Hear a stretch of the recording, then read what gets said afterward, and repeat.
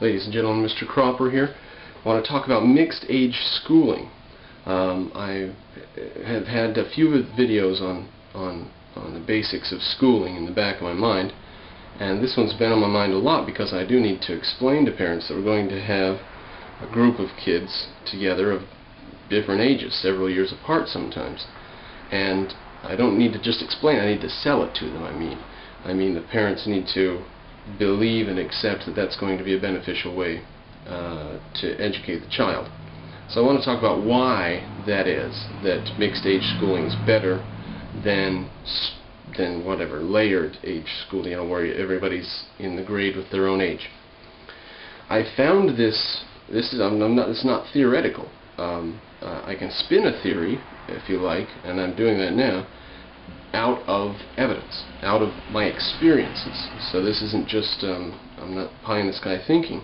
I ran the school in Utah and I noticed the difference between kids separated into their age groups and kids mixed among kids above and below their age.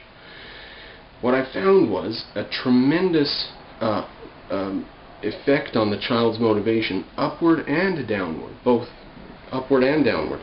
The child sees the students above him doing better work, harder work, more work, longer math sheets, harder math sheets, spelling words, reading book number 7 instead of trying to read book number 2. You know, we've got the accelerated reader. We've got some of the Hooked on Phonics books donated by one of the parents in the old school, and there's like 14 of them. You start out on number 1, number 2, and it's a status symbol to see how many you've read and how far you've gotten. There's competition among the kids. I just noticed. There was an interesting situation one morning. 5-year-old JJ and 4-year-old Junior, brother and sister, are doing their worksheets for the day. Now, JJ was doing her 1+ worksheet, and Junior was just starting on his 1+ worksheet. In other words, JJ had done it 4, 5, 6 times. Junior hadn't done it. This was his first, maybe his second or third time. He was very new to it. We had just gotten him to be able to write. And I was trying to get JJ to move up to the 2+ sheet. But you don't force him, you don't push him. It's all, you have to be very easy with kids. You don't want to stress them. You're trying to teach them, not control them. So I say to her, okay, you can do the 1+ sheet, and your brother's doing the 1+ sheet. So you can do the same sheet as him, or you can do a big girl sheet, bigger than the one he's doing. Now, for a 5-year-old kid, you wouldn't think there's a lot of thought to go on, but it did take her 4 or 5 second pause, and she finally said, I want to do the 2+ sheet. I got her to do it. She did it, and from then on she went with the 2+ and then up to the 3+ sheet. So there was competition with someone younger. It works the other way. On that particular occasion, she was motivated by looking down, but on another occasion, she was motivated by looking up, seeing Tabitha reading books that were several numbers above where JJ was able to read. And JJ was just getting the ability to read whole words and then string them into sentences very difficultly. But she was trying very, very hard to do it. She was very motivated by the desire to catch up with where Tabitha was. They were best friends.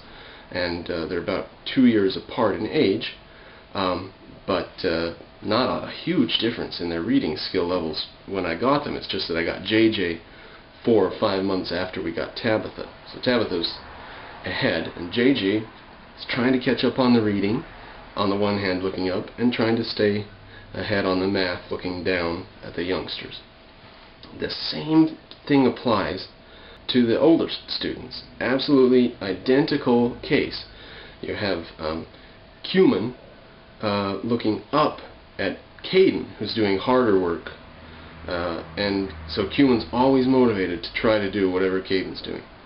And then Cuman looking down at Tabitha, and if Tabitha's able to write a poem or come up with a sentence that rhymes, Cuman can, even though he says, poetry's stupid.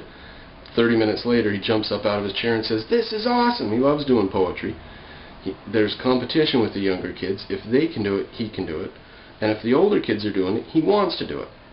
Now, when you lock them in rooms separated from all the other students of different ages, and they're only with students of their own age, you completely eliminate this motivation.